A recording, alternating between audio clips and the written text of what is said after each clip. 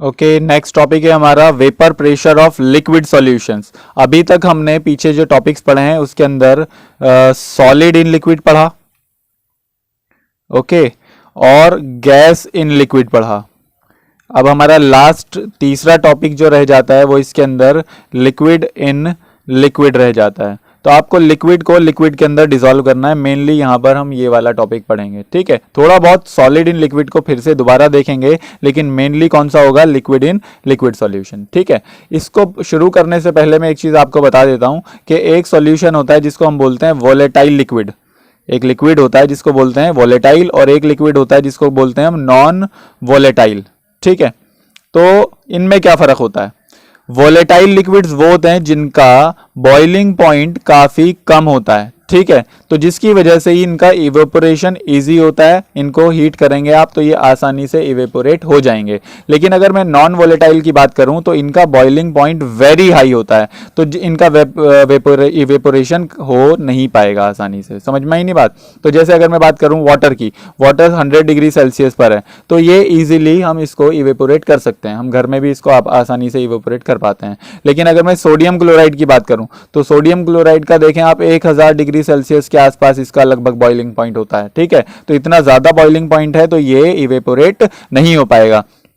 तो NaCl जो होगा वो नॉन वोलेटाइल की कैटेगरी में आएगा, और वाटर जो आएगा वो किसके अंदर आएगा, वोलेटाइल की कैटेगरी में आएगा। तो हम क्या कर सकते हैं, अच्छा कुछ ऐसे लिक्विड भी हो सकते हैं जो नॉन वोलेटाइल होते हैं, ठीक है, और कुछ ऐसे सॉलिड भी हो सकते हैं जो वोलेटाइल होते हैं, ठीक है। वो अलग अलग बातों पर डिपेंड करेगा। तो हम यहाँ पर जो लिक्विड इन लिक्विड पढ़ेंगे वो उनमें से शायद दोनों वोलेटाइल हो, या एक वोलेटाइल हो और एक नॉन वोलेटाइल हो। आमतौर पर हम ये डिस्कशन करेंगे, ठीक है।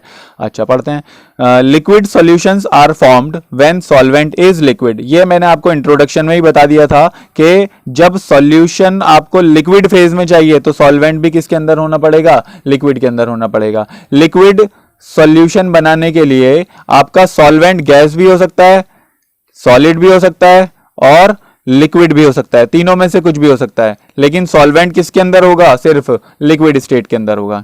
Solution of gases in liquid have already been discussed in section 2.3.2 जो हमने हेनरीज लॉ वाला टॉपिक पढ़ा है।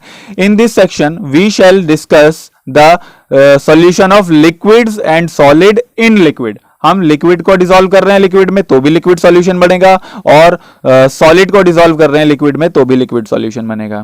सच सॉल्यूशंस में कंटेन वन और मोर वोलेटाइल कंपोनेंट्स। क्या दोनों भी वोलेटाइल हो सकते हैं या एक भी वोलेटाइल हो सकता है? जनरली कम से कम एक तो होगा ही होगा। में कंटेन वन और मोर मतलब कम से कम एक तो होगा ही होगा, उससे ज्यादा भी हो सकते हैं। Generally liquid solvent is volatile. Solvent आमतौर पर कैसा होता है आपका, वॉलेटाइल। पानी है ना सॉल्वेंट, जैसे पानी है, अल्कोहल है, ये सॉल्वेंट होते हैं, ये वॉलेटाइल होते हैं आपके, ठीक है। द सॉल्यूट मे और may not be volatile. Solute जैसे आपने देखा कि भाई NaCl है तो वो आपका नॉन वॉलेटाइल है। अब वाटर के अंदर आपने डिसॉल्व किया, किसको डिसॉल्व किया वाटर के अंदर, मान लो NaCl को किया, ठीक है। तो NaCl नॉन वोलेटाइल हो जाएगा। जबकि अगर मैं वाटर के अंदर डिसॉल्व कर रहा हूं अल्कोहल को तो ये क्या हो जाएगा, वोलेटाइल हो जाएगा। आगे चलते हैं। We shall discuss the properties of only binary solution. वो तो मैंने स्टार्टिंग में बताया था कि इस पूरे चैप्टर में बाइनरी सॉल्यूशन पढ़ेंगे आप। That is solution containing two components, namely solution of liquid in liquid and solid in liquid. Okay तो पहला हमारा जो टॉपिक आ जाता है वो कौन सा आ जाता है, vapour pressure of liquid in liquid solution. अब इसमें नाम के स्टार्टिंग में ही सबसे पहली चीज आ जाती है वेपर प्रेशर। तो ये किस चिड़िया का नाम है, सबसे पहले इसको देखते हैं हम कि ये वेपर प्रेशर क्या होता है। तो अगर मैं वेपर प्रेशर की बात करूं, इसको समझें ध्यान से कि मैंने यहां एक कंटेनर लिया, ठीक है, और इसको ऊपर से क्लोज कर दिया मैंने। कोई चीज बाहर नहीं जा सकती, कोई अंदर नहीं आ सकती, और इसके अंदर लिक्विड था, ठीक है। ये सारा का सारा कौन सा फेज है, लिक्विड फेज है, लिक्विड, ठीक है। तो जो लिक्विड होता है वो किसी, अभी हमने यहाँ पर ये नॉर्मल टेम्परेचर पर लिया हुआ होगा, 25 डिग्री सेल्सियस या 30 डिग्री सेल्सियस या जो भी टेम्परेचर होगा, तो कुछ ना कुछ ये टेम्परेचर है। 25 डिग्री सेल्सियस इज 298 केल्विन, ये 0 केल्विन से बहुत आगे है, ठीक है। 0 केल्विन होता है एब्सोल्यूट 0, जहां पर कोई वेपर फॉर्म नहीं हो सकती, ठीक है। लेकिन यहाँ तो 298 केल्विन है, इन लिक्विड के पार्टिकल्स को बहुत सारी एनर्जी मिल चुकी है ऑलरेडी, तो इन पार्टिकल्स को एनर्जी मिलने की वजह से ये पार्टिकल कहाँ जा सकते हैं, वेपर फेज में जा सकते हैं और जाते भी हैं। तो यहाँ पर काफी सारी वेपर के पार्टिकल्स आ जाएंगे, ठीक है। और वेपर्स किसकी होंगी, वो इसी लिक्विड की वेपर फेज आ जाएगा, इसको मैं कहूंगा वेपर फेज। अब आप समझें कि ये जो सारे के सारे गैसियस पार्टिकल्स हैं, क्योंकि gaseous particle continuous random motion के अंदर होते हैं, तो ये इधर उधर टक्कर मारेंगे, ये कंटेनर की वॉल पे भी टक्कर मारेंगे, ये ऊपर भी लिड पर भी टक्कर मारेंगे और सॉल्यूशन के ऊपर भी टक्कर मारेंगे, ठीक है। तो जब ये इधर उधर हर जगह कोलाइड करते फिर रहे हैं तो एक प्रेशर जनरेट करेंगे। यहां पर इसने टक्कर मारी तो फोर्स लगी, यहां पे टक्कर मारी फोर्स लगी, यहां कोलिजन हुआ फोर्स लगी। तो ये पूरे सरफेस पर जब ये कोलिजन करेंगे तो यहां पर एक क्या एग्जर्ट कर रहे होंगे, एक फोर्स एग्जर्ट कर रहे होंगे, यहां पर एक फोर्स क्रिएट कर रहे होंगे, ठीक है। और इस पूरे सॉल्यूशन का कुछ ना कुछ सरफेस का एरिया होगा, और फोर्स पर यूनिट एरिया क्या कहलाता है, आपका प्रेशर कहलाता है। और ये प्रेशर किसने लगाया है, इन वेपर्स ने लगाया है, तो इस प्रेशर को मैं क्या बोल दूंगा, वेपर प्रेशर बोल दूंगा। तो वेपर प्रेशर क्या हो गया, the pressure exerted by the vapour particles on the solution, on the surface of solution, okay. तो ये वेपर प्रेशर हो गया। अब जाहिर सी बात है, आप सोचें कि वेपर प्रेशर कौन लगा रहा होगा, वॉलेटाइल लिक्विड लगा रहे होंगे, नॉन वॉलेटाइल लगा रहे होंगे। भाई नॉन वॉलेटाइल तो हवा में जा ही नहीं सकते, इनका इवेपोरेशन तो होना ही नहीं है। तो जब इनका इवेपोरेशन ही नहीं होगा तो ये वेपर प्रेशर क्या लगाएंगे। तो नॉन वॉलेटाइल का प्रेशर 0 होता है, इस बात को आप बिल्कुल बांध लें अपने दुपट्टे से या अपने रुमाल से, ठीक है। तो क्योंकि नॉन वॉलेटाइल का इवेपोरेशन नहीं होना है तो उसका प्रेशर कितना होगा, 0। जबकि वॉलेटाइल का इवेपोरेशन हो जाएगा तो उसका प्रेशर 0 नहीं होगा, कुछ ना कुछ प्रेशर होगा उसका, ओके। तो उसी प्रेशर को हम क्या बोल देंगे, वेपर प्रेशर बोल देंगे, ओके। तो अगर मैं इस पूरे टॉपिक को समझ लें जरा, कि अगर मैं क्या करता हूं, एक कंटेनर लेता हूं और उस कंटेनर में 2 लिक्विड डिसॉल्व कर देता हूं, ये इसका सरफेस हो गया, ठीक है। यहां पर 2 टाइप के लिक्विड हैं, एक ये मान लो ब्लैक वाला लिक्विड हो गया, ठीक है, और एक यहां पर आपने रेड वाला लिक्विड ले लिया, ठीक है। ये बड़े बड़े पार्टिकल्स, ओके। तो इसमें जब 2 लिक्विड्स हैं, मान लो एक लिक्विड 1 है और एक लिक्विड 2 है, कोई कम होगा कोई ज़्यादा होगा, जो ज़्यादा होगा उसको मैं 1 बोल दूंगा, दिस इज सॉल्वेंट, और जो कम होगा उसको क्या बोल देंगे हम, सॉल्यूट बोल देंगे, ठीक है। इसको ऊपर से आपने ढक रखा है, लिड लगा रखी है, तो क्या होगा, वेपर तो दोनों की क्रिएट होंगी, क्योंकि दोनों के दोनों सॉल्यूशन, दोनों लिक्विड्स यहाँ पर आपने वोलेटाइल लिए हुए हैं। तो जब दोनों वोलेटाइल लेंगे तो रेड वाले भी गैसियस फेज में जाएंगे और ब्लैक वाले भी कहाँ जाएंगे, गैसियस फेज में जरूर जाएंगे, ठीक है। तो जब ये ऊपर जाएंगे तो प्रेशर भी दोनों ही लगाएंगे, तो 1 वाला भी क्या लगा रहा होगा, प्रेशर लगा रहा होगा, और 2 वाला भी क्या लगा रहा होगा, प्रेशर लगा रहा होगा। तो ये 1 वाला प्रेशर कहलाएगा vapour pressure of solvent, okay, क्योंकि ये सॉल्वेंट ने लगाया है। और 2 वाला क्या कहलाएगा, वेपर प्रेशर ऑफ सॉल्यूट कहलाएगा। अब आप सोचो जरा कि सॉल्यूशन के अंदर अगर इनकी रेड वालों की क्वांटिटी ज्यादा थी, मान लो रेड वाले जो हैं आपके सॉल्वेंट के मॉलिक्यूल्स हैं, ठीक है, कि सॉल्वेंट की क्वांटिटी ज्यादा है, तो अगर यहां पर रेड वालों में सॉल्वेंट की क्वांटिटी ज्यादा है, सॉल्यूशन के अंदर सॉल्यूशन फेज में रेड वालों की क्वांटिटी ज्यादा है, तो ऊपर ये ज्यादा जाएंगे कम जाएंगे, बिल्कुल ज्यादा, इनकी क्वांटिटी ऊपर वेपर फेज में भी क्या होगी, ज्यादा होगी। और जब वेपर फेज में इनकी क्वांटिटी ज्यादा है तो ये प्रेशर भी यहां पर क्या लगा रहे होंगे, ज्यादा लगा रहे होंगे। यानी कि वेपर प्रेशर रेड वालों का ज्यादा क्यों हुआ, क्योंकि वो सॉल्यूशन के अंदर भी उनकी क्वांटिटी ज्यादा थी। तो एक सिंपल सा लॉ समझ में नहीं आ रहा है, यहाँ पर लॉ क्या है कि अगर सॉल्यूशन के अंदर किसी लिक्विड की या किसी कंपोनेंट की क्वांटिटी ज्यादा है तो ऊपर वेपर फेज में भी उसकी क्वांटिटी ज्यादा होगी, तो प्रेशर भी वो क्या लगाएगा, ज्यादा लगाएगा। यानी कि vapour pressure of any component,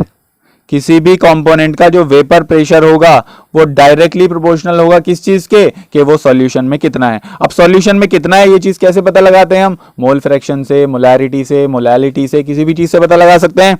यहाँ पर आप मोल फ्रैक्शन से पता लगाएंगे तो वो ज़्यादा अच्छा होगा, क्योंकि मोल फ्रैक्शन आप 1 का भी निकाल सकते हैं और मोल फ्रैक्शन 2 का भी बता सकते हैं, जबकि मोलैरिटी जो होती है वो आमतौर पर number of moles of solute की टर्म्स में होती है, मोलैरिटी भी और मोलैलिटी भी। और मोल फ्रैक्शन एक अच्छी टर्म आ जाती है जो हर चीज़ के इंडिपेंडेंट है, ठीक है।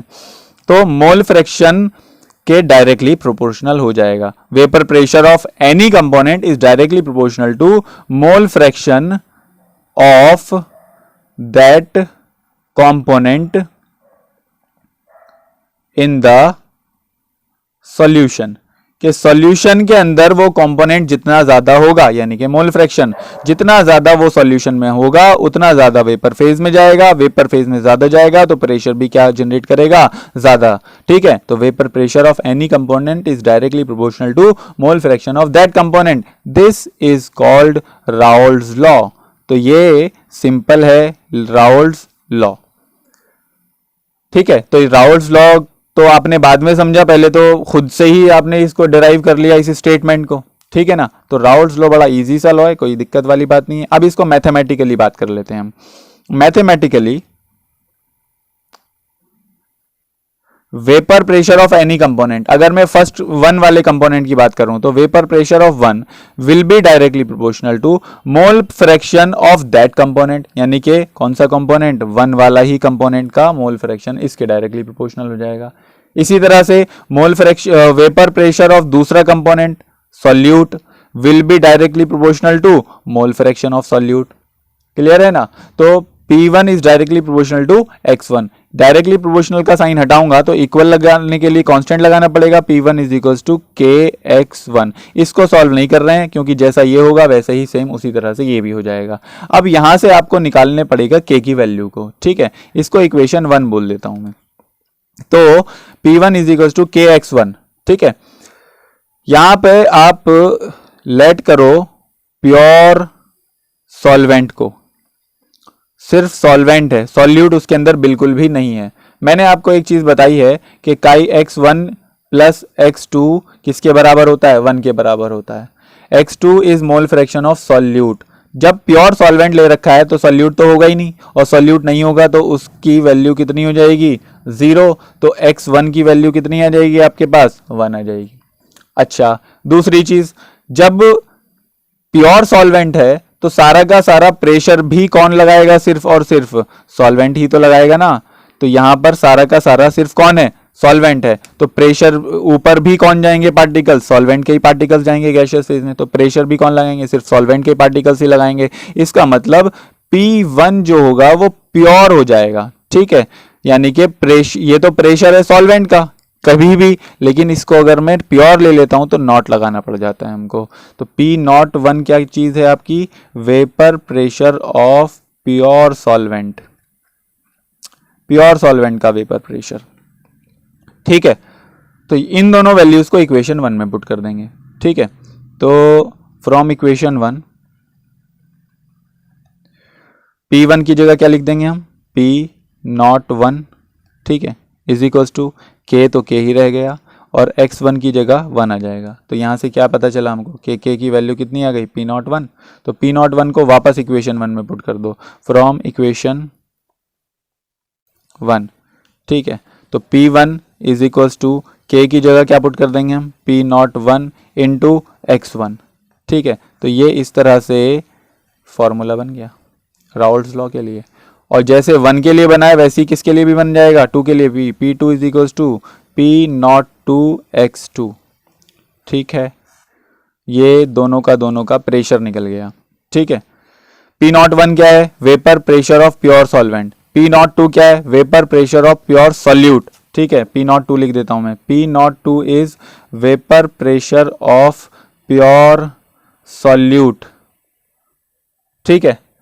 तो ये फिर P1 और P2 क्या है, ये P1 है प्रेशर, वेपर प्रेशर ऑफ सिर्फ सॉल्वेंट, जबकि वो किसके अंदर है, सॉल्यूशन के अंदर है। मतलब कि इसके अंदर यहां पर सॉल्यूट भी है और साथ साथ इसके कौन भी हैं, सॉल्वेंट के पार्टिकल्स भी हैं। तो अगर इसके अंदर सॉल्यूट के पार्टिकल्स भी हैं और सॉल्वेंट के पार्टिकल्स भी हैं तो उसको फिर प्योर नहीं कहेंगे, हम नॉट नहीं लगाएंगे वहां पर, और नॉट नहीं लगाएंगे, सिर्फ क्या बोल देंगे, P1 और P2 बोल देंगे। ओके, तो ये आपका पूरा का पूरा क्या हो गया, राउल्ट्स लॉ हो गया। ठीक है, अब इसमें एक चीज हमने जानी कि P1 is equal to P01 x1 और P2 is equal to P02 x2।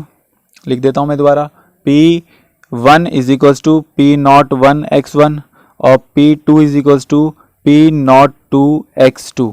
ठीक है, सॉल्यूशन के अंदर कौन कौन चीजें थी, 1 था और कौन था, 2 था, और ऊपर भी कौन जाएंगे, 1 के पार्टिकल्स जाएंगे और 2 के पार्टिकल्स जाएंगे। तो प्रेशर सारा का सारा सिर्फ और 1 की वजह से और 2 की वजह से ही लगेगा ना। तो जो टोटल प्रेशर होगा that will be equals to P1 plus P2, और Pt is equals to P1 की जगह क्या रख देंगे, P01 x1 और P2 क्या हो जाएगा P02 x2।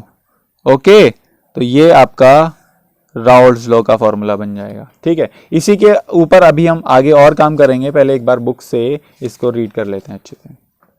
तो हमारा टॉपिक क्या है, vapour pressure of liquid solution. Liquid को आपने डिसॉल्व किया हुआ है किसके अंदर, लिक्विड के अंदर।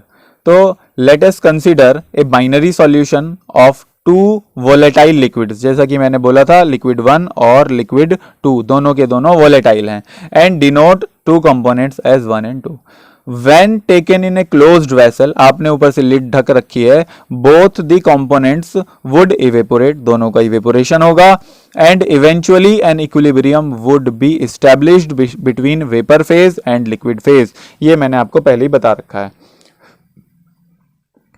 Let the total vapor pressure at this stage is P total, जिसको मैंने PT से बोला था अभी, and P1 and P2 the partial vapor pressure of 2 components P1 and P2। क्योंकि कंटेनर के अंदर कौन कौन से पार्टिकल्स हैं, 1 के भी पार्टिकल्स हैं और 2 के भी पार्टिकल्स हैं, तो P1 का भी प्रेशर होगा और P2 का भी प्रेशर होगा। तो इसको हम पार्शियल प्रेशर बोलेंगे, क्योंकि टोटल तो दोनों की वजह से, 1 की वजह से पार्शियल प्रेशर कहलाएगा। तो P1 and P2 be the partial vapor pressure of 2 components 1 and 2 respectively। These partial pressures are related to mole fraction x1 and x2 of the 2 components 1 and 2 respectively, जो कि मैंने अभी बताया था क्या कि P1 is directly proportional to x1। जितना ज्यादा सॉल्यूशन के अंदर सॉल्वेंट की क्वांटिटी होगी उतना ही ज्यादा उसका वेपर प्रेशर हो रहा होगा। इसी तरह से P2 is directly proportional to x2 and this is called Raoult's law। तो French chemist Francois Marie Raoult in 1886 gave the quantitative relationship between them। quantitative relationship मतलब formula। the relationship is known as Raoult's law which states that for a solution of non-volatile liquid, for a solution of volatile liquids, जो कि अभी हमने बात करी, क्योंकि भाई volatile होंगे तभी तो प्रेशर लगाएंगे, अगर volatile नहीं है तो प्रेशर कैसे लगाएंगे। तो for a solution of volatile liquids the partial vapor pressure of each component of the solution is directly proportional to its mole fraction present in the solution। यानी कि P1 is directly proportional to x1। तो जब equal लगाएंगे तो P01 आ जाएगा। कैसे आया P01 वो मैंने अभी आपको डिराइव करके बता दिया है, बुक के अंदर वो डेरिवेशन नहीं दे रखी कि P01 कहां से आया। ठीक है, where P01 is the vapour pressure of pure component, ये प्योर कंपोनेंट का वेपर प्रेशर होगा एट द सेम टेम्परेचर। ठीक है, similarly for component 2 P2 is equals to P02 x2, तो ये P02 x2 की फॉर्म में आ जाएगा। तो ये 1 का प्रेशर सॉल्वेंट का प्रेशर हो गया और ये सॉल्यूट का प्रेशर हो गया, वेयर P02 क्या हो जाएगा, vapour pressure of pure component 2। According to Dalton's law of partial pressure, Dalton ने क्या बोला था, the total pressure over the solution phase in a container will be the sum of partial pressure of the components of the solution and is given as this. ये मैं आपको already अभी बता चुका हूं कि जो सॉल्यूशन होगा, सॉल्यूशन के अंदर 1 भी है और 2 भी है, तो टोटल प्रेशर इन दोनों की वजह से होगा, तो total pressure P1 plus P2 हो जाएगा।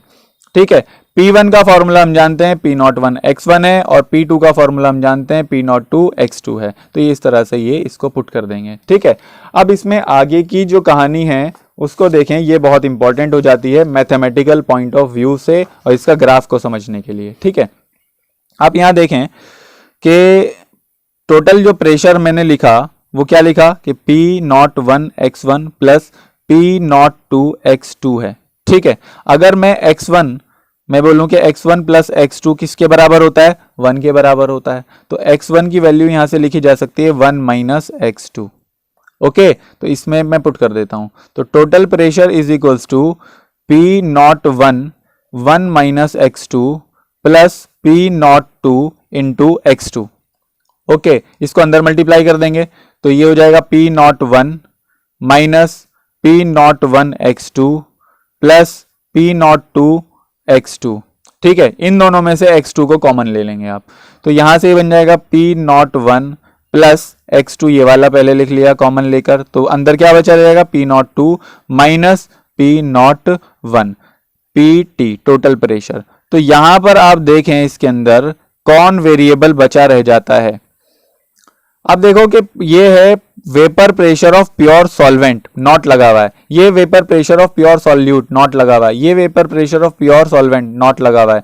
तो जो प्योर है, प्योर का मतलब तो जैसे अगर मैं वाटर की बात करूं, तो अगर ये वाटर है यहां पर, तो जितना वाटर हमेशा 25 डिग्री सेल्सियस पर जितना वाटर अभी जा रहा है 10 साल बाद भी ऊपर उतना ही जाएगा, 50 साल बाद भी उतना ही जाएगा। तुम्हारे यहां पर, मेरे यहां, इंडिया, पाकिस्तान, बांग्लादेश, हर जगह पर क्या होगा कि सेम क्वांटिटी ऊपर जा रही होगी यहां पर। ठीक है, इसका मतलब जो प्योर सॉल्वेंट या सॉल्यूट होगा, प्योर लिक्विड होगा, उसका वेपर प्रेशर हमेशा क्या रहेगा, कांस्टेंट रहेगा। तो P01 कांस्टेंट है, P02 कांस्टेंट है, P01 कांस्टेंट है, तो वेरिएबल क्या बचा रहेगा, मोल फ्रैक्शन ऑफ सॉल्यूट, के इसके अंदर कितना सॉल्यूट आप ऐड कर रहे हो, तो x2 की वैल्यू क्या होती रहेगी, चेंज होती रहेगी आपकी। समझ रहे हैं ना बात को।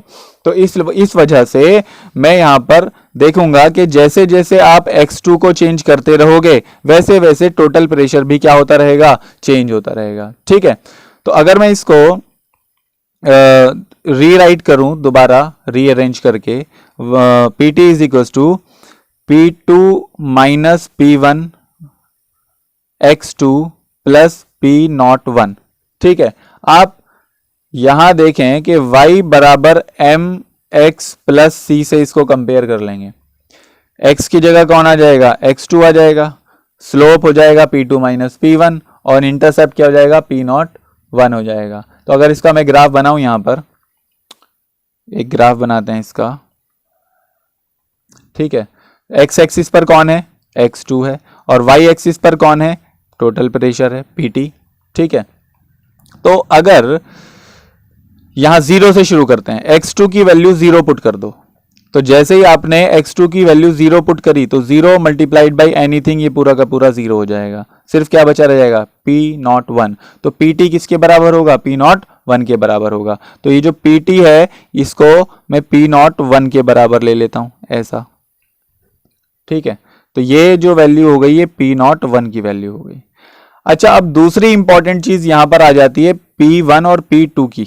ठीक है, कि जो आपने 1 और 2 को मिक्स करके जो सॉल्यूशन बनाया है, इसमें 1 भी वॉलेटाइल है और 2 भी वॉलेटाइल है, लेकिन ये दोनों इक्वली वॉलेटाइल थोड़ी ना होंगे। हो सकता है 1 ज्यादा वॉलेटाइल हो सकता है 2 ज्यादा वॉलेटाइल हो। तो मैं ऐसा मान लेता हूं कि 2 ज्यादा वॉलेटाइल है तो इसका वेपर प्रेशर भी ज्यादा होगा, किसके मुकाबले, 1 के मुकाबले। Vapour pressure of 2 is greater than vapour pressure of 1। समझ में आ रही है ना बात, ये कि अगर सेकेंड लिक्विड जो सॉल्यूट है वो अगर ज्यादा वॉलेटाइल है तो वो ज्यादा वेपर फेज में जाएगा, और ज्यादा वेपर फेज में अगर वो जाएगा तो वेपर प्रेशर भी क्या लगाएगा, ज्यादा ही लगाएगा, किसके मुकाबले, 1 के मुकाबले। तो P02 is greater than P01। तो यहां देखें P02 में से जब आप P01 को घटाओगे तो ज्यादा में से कम को घटा रहे हो, तो ये पूरी वैल्यू कैसी आएगी, पॉजिटिव आएगी। तो M की वैल्यू कैसी हो जाएगी आपकी, पॉजिटिव। M क्या चीज होती है, स्लोप होता है, और स्लोप पॉजिटिव आने का मतलब लाइन कैसी जाती है, ऊपर की तरफ। स्लोप नेगेटिव आने का मतलब लाइन कैसी जाती है, नीचे की तरफ जाती है। तो हम यहां पर नीचे वाली नहीं, कैसी वाली लाइन बनाएंगे, ऊपर वाली लाइन, क्योंकि स्लोप कैसा है, पॉजिटिव है। ओके, तो ये इस तरह से आगे बन जाएगा। अब जैसे जैसे आप, ये लाइन ऊपर जा रही है, तो क्यों जा रही है ये ऊपर, क्योंकि आप x2 की वैल्यू पहले तो 0 थी, x2 की वैल्यू इस जगह पर कितनी है 0। फिर ने आपने x2 की वैल्यू बढ़ाई x2 इंक्रीज करेंगे, वेपर प्रेशर भी, टोटल प्रेशर भी इंक्रीज करेगा, x2 और इंक्रीज करेंगे और इंक्रीज करेगा, x2 और इंक्रीज करेंगे इंक्रीज करेगा। तो इस तरह से ये इंक्रीज होता चला जाएगा। x2 को मैक्सिमम कितना इंक्रीज कर सकते हो आप, x2 की मैक्सिमम वैल्यू कितनी हो सकती है, 1 से ज्यादा तो नहीं हो सकती ना भाई, क्योंकि मैंने बताया कि x1 प्लस x2 कितने के बराबर होता है, 1 के बराबर।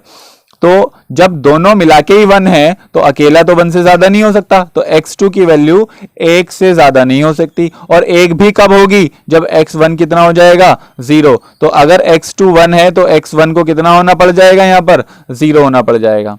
समझ में आ रही है ना बात। अब अगर यहां देखें कि x2 की वैल्यू 1 पुट कर दी मैंने, अगर मैं यहां पर x2 की वैल्यू 1 पुट कर दूं तो इसको इक्वेशन को देखो, pt is equals to p02 minus p01 multiplied by x2 plus p01 था यहां पर, ठीक है। x2 की वैल्यू मैंने पुट कर दी कितनी 1, तो 1 पुट करूंगा तो ये p02 minus p01 plus p01 आ जाएगा और ये माइनस प्लस कैंसिल हो जाएंगे। pt किसके बराबर रह जाएगा, p02 के बराबर रह जाएगा। तो मैं इस ग्राफ के अंदर टोटल प्रेशर को कितना बोल दूंगा इस जगह पर, p02 के बराबर बोल दूंगा। और मैं यहां पर ऐसे लाइन ड्रॉ कर देता हूं ताकि ये शो हो जाए कि हम यहां पर मैक्सिमम लिमिट पे पहुंच चुके हैं, ठीक है। जाहिर सी बात है, ठीक है। अच्छा, यहां पर अगर x2 0 है तो x1 को क्या होना पड़ेगा, 1 होना पड़ेगा, क्योंकि x1 प्लस x2 कितने के बराबर होता है, 1 के बराबर। तो ये अगर 0 है तो इसको 1 होना पड़ेगा, क्योंकि x1 1 है यानी कि प्योर सॉल्वेंट है, इसीलिए तो वेपर प्रेशर किसका आया, प्योर सॉल्वेंट का। इसी तरह से x1 0 है, x2 1 है, तो x2 1 है मतलब प्योर क्या हो गया, यहां पर प्योर सॉल्यूट हो गया। तो प्योर सॉल्यूट का ही तो प्रेशर आएगा इस जगह पर। यहां पर प्योर कौन था, यहां पे प्योर सॉल्वेंट था, तो प्रेशर भी किसका आया यहां पर, सॉल्वेंट का ही आया।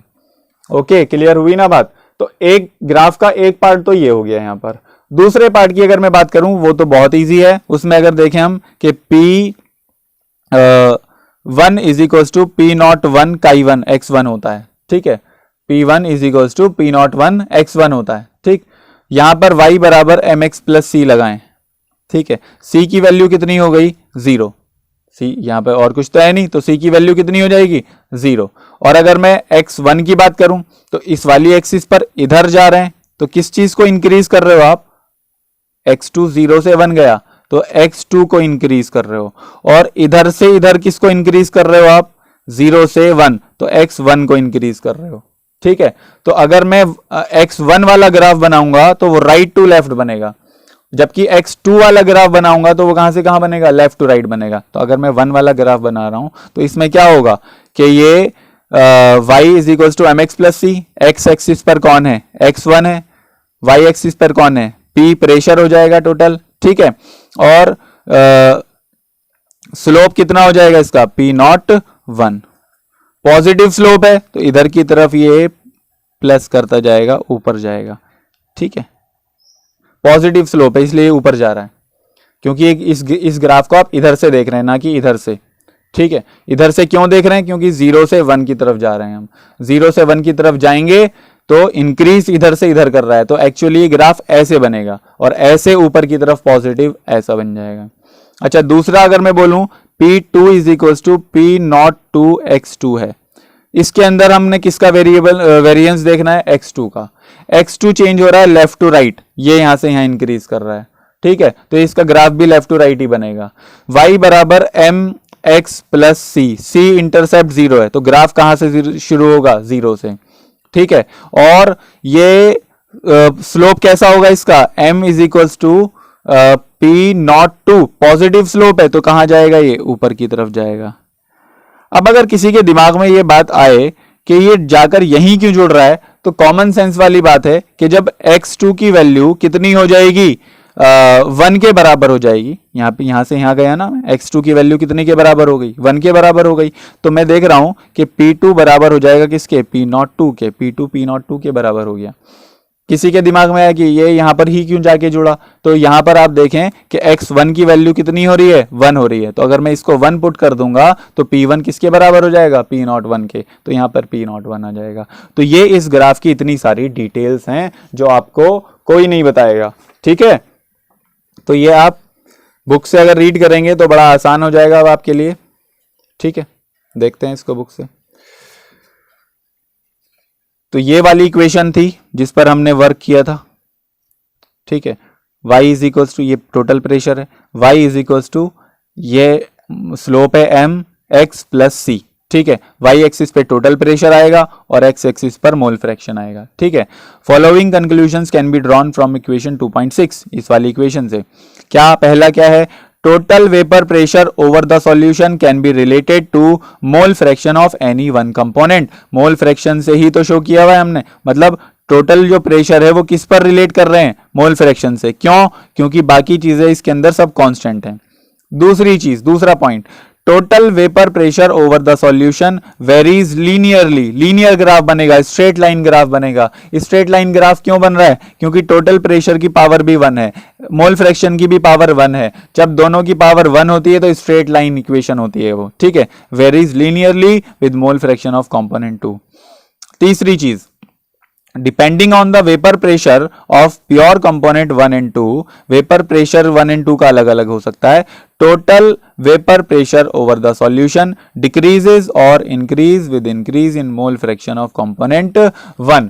मतलब ये स्लोप ऊपर की तरफ भी जा सकता है, ये स्लोप नीचे की तरफ भी जा सकता है। देखें ये स्लोप नीचे की तरफ कब जाएगा, यहां पर ये स्लोप ऊपर क्यों जा रहा है, क्योंकि इस इक्वेशन के अंदर m की वैल्यू है p02 माइनस p01। और मैंने आपको क्या बताया था कि हमने 2 वाले लिक्विड को ज्यादा वोलेटाइल माना हुआ है किससे, 1 वाले लिक्विड से। इसलिए स्लोप कैसा हो जाएगा, ज्यादा में से कम को घटाऊंगा तो पॉजिटिव आएगा, तो स्लोप कहां जाएगा, ऊपर की तरफ जाएगा। बट अगर मैं इसका उल्टा मान लूं, क्या मान लूं मैं, कि 2 वाला जो लिक्विड है वो कम वोलेटाइल है 1 वाले लिक्विड से, तो इसका वेपर प्रेशर भी कम हो जाएगा, तो P2 is less than P1। और जब कम में से ज्यादा को घटाएंगे तो वैल्यू कैसी आ जाएगी, इसकी नेगेटिव आ जाएगी। तो जब मैं इसका ग्राफ यहीं छोटा सा ग्राफ बना देता हूं, तो अगर मैं इसका ग्राफ बनाऊंगा यहां पर, तो कैसा बनेगा वो ग्राफ, ऊपर जाएगा स्लोप या नीचे जाएगा स्लोप, बिल्कुल ये स्लोप कहां जाएगा, नीचे की तरफ, क्योंकि इसका m कैसा है, नेगेटिव है, तो ये ऐसे जाएगा। बाकी ये तो ऐसे ही रहना है और ये भी ऐसे ही रहना है। तो ये ग्राफ ऐसा भी बन सकता है और ये ग्राफ ऐसा भी बन सकता है, डिपेंडिंग ऑन द सिचुएशंस, ठीक है। अच्छा, ए प्लॉट ऑफ P1 और P2 versus the mole fraction x1 and x2 for a solution gives the linear plot as shown in figure 2.3, जो मैं आपको अच्छी तरह से समझा चुका हूं। दीज लाइन्स 1 एंड 2, 1 लाइन ये वाली हो गई और 2 वाली लाइन ये वाली हो जाएगी, ठीक है। Pass through the points for which x1 and x2 are equal to unity. x1 यहां पर 1 है और x2 यहां पर 1 है, ठीक है। x2 यहां 0 है, x1 यहां पर 0 है, ठीक है। Similarly the plot of line 3, जो ये वाली लाइन है, ये 3 लाइन है, तो इसका जो प्लॉट है P total versus x2 is linear, जो कि हमने अभी इक्वेशन में देख लिया। The minimum value of P total is P01, P01 इसकी मिनिमम वैल्यू है और मैक्सिमम वैल्यू इसकी P02 होगी और बीच में ये वेरी करता रहेगा, ठीक है। Maximum value is P02, assuming that the component 1 is less volatile than component 2, जो मैंने यहां पर बताया था कि 1 जो है वो लेस वॉलेटाइल है, 2 जो है वो ज्यादा वॉलेटाइल है, ठीक है। The composition of The composition of vapor phase in equilibrium with the solution is determined by partial pressure of the component। अच्छा, हम यहाँ पर जो सॉल्यूशन के अंदर बात करते हैं कि ये आपका सॉल्यूशन है, इसके अंदर A है और इसके अंदर B है, या इसके अंदर 1 है और 2 है, ठीक है। जैसे इन्होंने कंपोनेंट 1 एंड 2 मान रखे हैं, तो 1 कंपोनेंट है और 2 कंपोनेंट है, तो इसके अंदर कितने कितने 1 या कितने कितने 2 हैं, तो उसको हम तो कैसे निकालते हैं, मोल फ्रैक्शन से। मोल फ्रैक्शन ऑफ 1 और मोल फ्रैक्शन ऑफ 2, इससे पता चल जाएगा कि 1 कितना है और इससे पता चल जाएगा कि 2 कितना है। लेकिन क्योंकि यहाँ पर हमने लिड लगा रखी है, तो वेपर्स में भी तो ये पार्टिकल्स जा रहे हैं, 1 के भी पार्टिकल्स जा रहे हैं और 2 के भी पार्टिकल्स जा रहे हैं। तो वेपर्स के अंदर 1 कितना है और 2 कितना है ये पता लगाने के लिए हमारे पास ये मोल फ्रैक्शन होता है y1 एंड y2। इसको मोल फ्रैक्शन को बोलते हैं हम मोल fraction in vapour phase, vapour phase के अंदर मोल फ्रैक्शन। ठीक है, जैसे मैंने क्या बताया था, मोल फ्रैक्शन कौन से फेज में, इन लिक्विड फेज। तो लिक्विड फेज में मोल फ्रैक्शन को x से डिनोट किया जाता है। कैसे निकालते हैं, अगर 1 का कंपोनेंट का निकालना है तो n1 upon n1 plus n2, मतलब जो कंपोनेंट है उसके moles divided by total number of moles. ऐसे ही x2 का निकालना है तो n2 upon n1 plus n2, 2 के moles upon total number of moles. ठीक है, लेकिन अगर मुझे मोल फ्रैक्शन निकालना है, मोल फ्रैक्शन, लेकिन किसके अंदर, इन वेपर फेज, वेपर फेज में मोल फ्रैक्शन निकालना है तो उसको हम डिनोट करते हैं y से। और वेपर फेज में हम मोल्स तो कैलकुलेट नहीं कर पाते लेकिन प्रेशर जरूर कैलकुलेट कर पाते हैं, इसलिए mole fraction in vapour phase of component 1 will be equals to pressure of 1 divided by total pressure. Simple सी बात है। इसी तरह से vapour mole fraction of component 2 is equals to vapour pressure of component 2 divided by total pressure. इस तरह से ही calculate हो जाएगा।